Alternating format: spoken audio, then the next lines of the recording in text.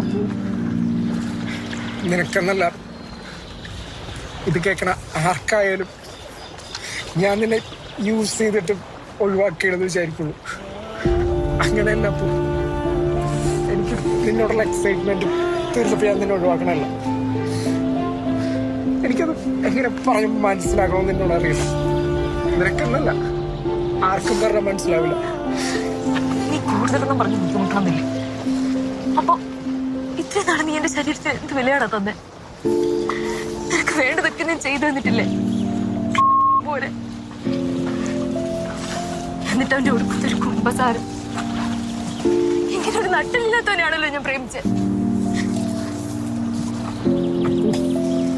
എന്നെ വിളിക്കരുത് നീ.